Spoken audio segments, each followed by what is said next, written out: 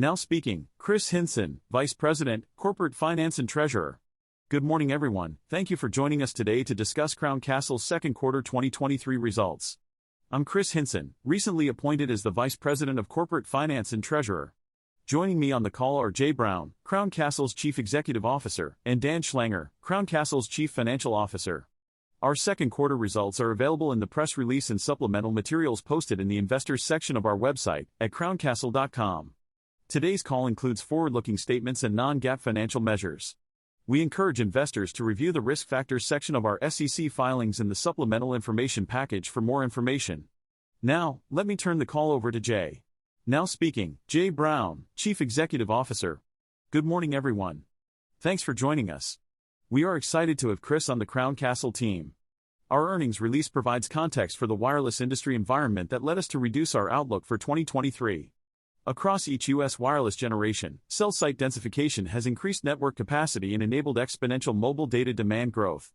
This has resulted in an initial surge in tower activity to build out the latest generation network, followed by a consistent level of activity over a long period of time. U.S. wireless carriers spent more than $100 billion to acquire spectrum from 2020 to 2022, driving record tower-level activity and dividend per share growth of almost 11% per year.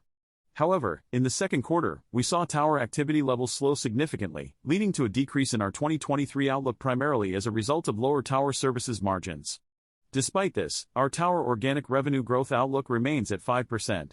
This is due to our decision to pursue holistic, long-term agreements with each of our major customers, which has provided us with enhanced flexibility and visibility into our long-term cash flows. Slide 4 shows our organic tower revenue growth since 2013, demonstrating our consistent work with customers to provide them with increased flexibility and stability. We have contracted 75% of our expected annual tower organic growth of 5% through 2027. In addition to towers, we have also complemented our portfolio with fiber and small cells, providing us with the ability to capitalize on the long-term growth in data demand. Our current backlog of 60,000 small cells provides a line of sight to doubling our on-air nodes over the next several years, which we expect will drive double-digit small cell revenue growth beginning in 2024. We have updated our analysis across the 5 markets we have previously highlighted since 2021, as highlighted on slide 10.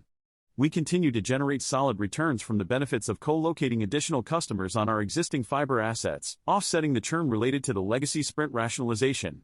Phoenix, which was not impacted by Sprint churn, is a good illustration of what we can achieve with our fiber strategy as we add nodes to existing fiber. There, we have seen our yield expand from 9% a year ago to over 11% today as we roughly doubled our nodes on air from 1,400 to 2,800 nodes. Los Angeles and Philadelphia also illustrate the benefit of our shared infrastructure model. Here, with a combination of small cells and enterprise fiber, we see yields of 8% to 9% with the potential to grow yields as we have done in Phoenix and Orlando as we add small cells. Overall, we are consistently looking to deliver the highest risk-adjusted returns for our shareholders. Our strategy has delivered growth and driven improvements on both the risk and the return side of the equation. We have positioned ourselves to benefit from carrier activity on towers and small cells, while reducing our risk by increasing the resiliency of our business through our long-term customer agreements and improving the strength of our balance sheet. Despite a significant reduction in tower activity in the back half of 2023, we continue to expect 5% organic tower revenue growth, 10,000 small cell node deployments, and 3% fiber solutions growth by the end of this year. This resilient underlying growth across our business underpins our expectation of returning to our long-term annual dividend per share growth target of 7% to 8% beyond 2025. Now speaking, Dan Schlanger, Chief Financial Officer. Good morning everyone. I'm here to provide a summary of our company's quarterly earnings call. Over the last quarter, both tower industry-specific and macroeconomic factors have negatively impacted our business. This has resulted in a decrease of $105 million to our 2023 outlook. Despite this, our strategy to pursue the highest risk-adjusted return has limited the impact to our OFO to only $40 million. In terms of second quarter results, we saw organic growth of 6% in tower site rental revenue and 12% on a consolidated basis.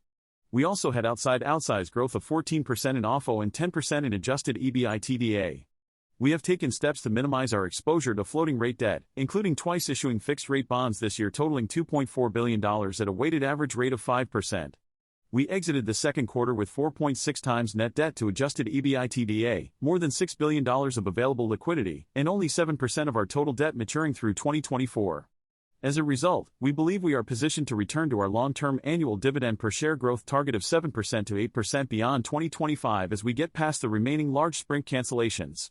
Bank of America Merrill Lynch analyst Alex Waters inquired, what characteristics of the MLAs will enable a shift in 2023, and what line of sight do you have for the fiber segment for the remainder of the year? Jay Brown replied, "Good morning, Alex. Thanks for the question. MLAs have been a part of our strategy for some time, providing us with visibility into cash flows and contracted growth. Our customers benefit from the predictability of network deployment costs and reduced interaction between our companies. The economic value is clear, and there are also operating benefits. We don't disclose customer-by-customer agreements or specifics. As for new leasing in the fiber business, we expected a difficult year-over-year comp in the first quarter, followed by a rebound in the second quarter. We anticipate 3% growth on a year-over-year basis by the end of 2023, and market activity, backlog, and customer conversations suggest that's the pace we're on." TD Cowen analyst Greg Williams inquired, what is your expectation for the duration of the slowdown in tower activity and what is the outlook for network services revenue? Jay Brown replied, in response to the slowdown in activity, history has shown that we saw an initial surge of activity with 4G, which was around 4 to 5%, followed by consistent growth throughout the cycle. We have the benefit of contracted cash flow streams, which represent our customers' view of needed continued investment in our towers over a long period of time. As we move past the initial surge of 5G, we expect to see good, consistent growth in demand for towers. Our services business will track with tower leasing activity, so as activity decreases, we expect to see a decrease in services. Over the long term, we anticipate that services will largely track with tower leasing activity. Dan Schlanger replied, given the slowdown in activity in Q2, we expect services revenue to be lower in the second half of the year than the first. This is reflected in our outlook and why we lowered our service gross margin outlook by $90 million. Raymond James analyst Rick Prentice inquired, what caused the $90 million change in services business? What impact has the cost side deployment had on the services business margins? Jay Brown replied, our historical results show that there are both fixed and marginal costs associated with our business. Dan mentioned this in his comments. We will adjust our cost structure to match the level of activity and the type of services we provide, such as pre-construction or construction work. We expect most of the costs to come back down and margins to remain consistent with what we have seen in the past. It is difficult to pinpoint a particular quarter, but looking at our performance over multiple years gives a better indication of what to expect in the future. Raymond James analyst Rick Prentice inquired, could you please explain the consolidated annualized rental cash payments at time of renewal, particularly for AT&T and T-Mobile in 2023 and 2025 respectively? Jay Brown replied, our MLA agreements typically have multi-year, multi-term option periods of 5 to 10 years beyond the current term. As leases come up for renewal, they generally roll into their next period and we don't expect that to change. Churn rates on the tower side outside of the Sprint rationalization are in the 1 to 2% range and we haven't seen any change in that business. We would expect to continue to see normalized renewals and the remaining terms will move around as we are in various stages of the terms. Dan Schlanger replied, Rick, I can confirm that the chart you referenced is for all of our businesses together. The large number in 2025 is due to a pre-disclosed Sprint cancellation on the tower side. The all other portion of the chart is outside of the wireless business. Raymond James analyst Rick Prentice inquired, what other businesses are you targeting for growth outside of wireless? Does this include fiber-type services? Dan Schlanger replied, yes, so we have fiber contracts that roll off over time, as expected. Our average term for these contracts is 5 years, and we typically see a consistent level of non-renewal each year. As previously disclosed, our fiber churn rate remains in the high single digits range. We also contract many of these businesses, so the revenue does not necessarily go away. Raymond James analyst Rick Prentice inquired, could you please explain the expiry date for AT&T's normal course and how that will affect the option period? Jay Brown replied, yes, that is a normal occurrence. We have seen this happen over many years. The disclosure reflects customers who are already in their option terms and renewing them. We anticipate these options will be renewed into a new term, which will be reflected in the supplement.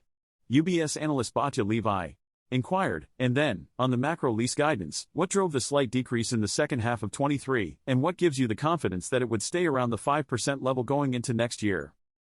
Can you explain what drove the decrease in payments for the second half of 23 and the increase in payments for 26? Also, what gives you the confidence that macro lease guidance will remain around the 5% level going into next year? Dan Schlanger replied, nothing specific moved from 23 to 26, this is the normal course of our business. Our customer activity supports our view that in the tower business, we generally see 1 to 2% churn, in the small cell business, generally 1 to 2% churn, and in the fiber business, in the high single digits. We continue to bake in those numbers for the long-term health of the business. UBS analyst Batya Levi inquired, did Dish make any changes to the MLA during this quarter?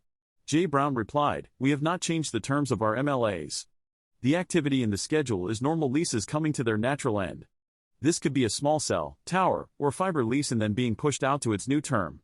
As we move further into the year, some leases will come up for renewal and adjust out of the 23 column and into a future column. Morgan Stanley analyst Simon Flannery inquired, what is the cause of the 50% reduction in activity, and what percentage of your sites have been upgraded to 5G?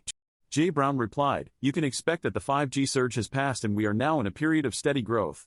Our customer agreements reflect this, and our expectations for services have been adjusted accordingly. We saw a change in activity during the quarter which affected our outlook for the second half of the year. Dan Schlanger replied, Simon, our 5G deployment remains relatively unchanged from last quarter. We provided an update to give people a sense of our progress, but we don't anticipate any significant changes in the near future. Morgan Stanley analyst Simon Flannery inquired, what is the current outlook on dividend growth for the next 2 years? Jay Brown replied, we will provide guidance for the next year in October and update our dividend status at that time, as we have done in the past. Goldman Sachs analyst Brett Feldman inquired, what factors are driving the conversation around 5G small cell leasing? Jay Brown replied, good morning, Brett. The driver for small cells is the need to increase network capacity due to consumer demand and data growth. We've seen this reflected in our results as carriers co-locate nodes across fiber that we built for other carriers. As new spectrum is deployed, it's initially done so on macro sites, but as data usage increases, carriers come back to those same locations to densify the network. This is consistent with our conversations, contractual arrangements, and the activity we expect to see in 2023 and 2024, leading to double-digit revenue growth for small cells. Goldman Sachs analyst Brett Feldman inquired, are carriers deploying additional density in their networks based on the growth of fixed wireless?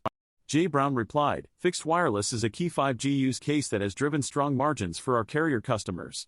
We've seen revenue growth and returns associated with its adoption, and we anticipate other uses for 5G beyond fixed wireless. In certain areas, we've observed increases in activity on 5G networks that correlate with increased investment in small cell nodes. Citi analyst Mike Rollins inquired, could you provide some insight into the mid-band spectrum deployment and its impact on 5G capacity? Jay Brown replied, I believe we are seeing the natural progression of 4G to 5G. We have seen this before and expect to see continued growth over a long period of time. The consumer demand for wireless data is strong and growing, which will drive carriers to continue investing in their networks. We are excited to continue delivering for our customers and meeting their needs. Citi analyst Mike Rollins inquired, what strategic considerations are you making regarding your services business in light of the 5G cycle? Jay Brown replied, Mike, when evaluating our business, we always consider the value it provides and the returns it generates for shareholders. We ask these questions across all our activities, including our services business which has been profitable during the initial surge. However, we don't expect to see the same level of profitability at lower levels of activity. We'll evaluate the forward look of the activity and make a good business decision on the products and services we offer. Citi analyst Mike Rollins inquired, can you provide more detail on the cost savings you announced for the second half of this year and how they will benefit the first half of 2024? Jay Brown replied, we spoke earlier about the variable costs associated with our services business. As revenues decline, we will adjust our SG&A costs accordingly. We are making good business decisions to ensure we can continue to deliver for customers based on the activity we're seeing. Citi analyst Mike Rollins inquired, can you provide an outlook on the expense benefit for the first half of 2024? Jay Brown replied, the cost structure for 24 will depend on the activity level we anticipate. We'll provide updated guidance in October, taking into account any components that roll over from this year. At that time, we'll be able to answer the question of what the cost structure for 24 will look like. JP Morgan Chase & Company analyst Phil Cusick inquired, what signs of densification have you seen in towers? Jay Brown replied, sure, they're densifying their network with additional towers. This will result in more contracted revenue growth as they add equipment to sites they're not currently on, as well as amendments to existing sites with additional equipment. Jay Brown replied, broadly speaking, we've seen a surge of activity in the network that we expect to continue. We anticipate capital investments in macro sites to solve capacity constraints, and if that's not possible, small cells will be used. Our conversations and contractual arrangements are consistent with this expectation, and we anticipate this trend to continue over the next few years. J.P. Morgan Chase & Company analyst Phil Cusick inquired, "What is your comfort level with the leverage ratio increasing to mid-5 times?" Dan Schlanger replied, "Our target leverage is around 5 times, though it can fluctuate up and down. This quarter it was at 4 or 6 due to Sprint cancellations. We expect organic growth to result in a lower leverage ratio going forward. We would be uncomfortable if the debt-to-EBITDA ratio went too high, but it depends on the forward look of growth. We would even consider equity if the returns exceed our cost of capital. Our job is to invest in projects that generate returns over and above our cost of capital." Deutsche Bank analyst Matt Nicknam inquired, "Can you provide an update on services activity over the quarter and comment on the 10 million reduction in core new leasing on the tower side this year? Are you comfortable with the 5% annual reduction in Sprint churn between now and 27? Jay Brown replied, "Good morning. We saw a decline in services over the course of the quarter, particularly in the second half. Regarding the $10 billion leasing decline, any revenues signed this year will roll over into next year. This is one of the great things about the business, as it's predictable and we can look at contracted escalations and revenue growth to get a good sense of what future periods will look like. We're taking a multi-year view and expecting 5% organic tower revenue growth on an annualized basis, with some variation up and down." Barclays analyst Brendan Lynch inquired, "Can you explain what causes the volatility in tower core leasing activity quarter to quarter? Is it timing of demand, contracted minimum step-up, or something else?" Jay Brown replied, "Good morning, Brendan. Our forward growth is 75% contracted and 25% uncontracted. Variability in the contract of when customers go on air can affect our results, as can the portions of the business that are not contracted. These factors work themselves out in any given quarter or year." Barclays analyst Brendan Lynch inquired, "What is the reason for the 25 million reduction in sustaining capex guidance?" Jay Brown replied, "No, we're not cutting back on capex. We're simply being thoughtful about how we allocate our resources to ensure we're running the business efficiently and effectively. Our operating teams have done a great job of maintaining our assets while looking for ways to be prudent with our capital expenditures." Dan Schlanger replied, correcting the figure, "The reduction in sustaining capital is $15 million. KeyBank Capital Markets analyst Brandon Nispel inquired, "What is the core leasing number in a normal environment? How should we think about the 60 million guide for 3Q and 4Q, and how does the exit rate inform our view of 2024?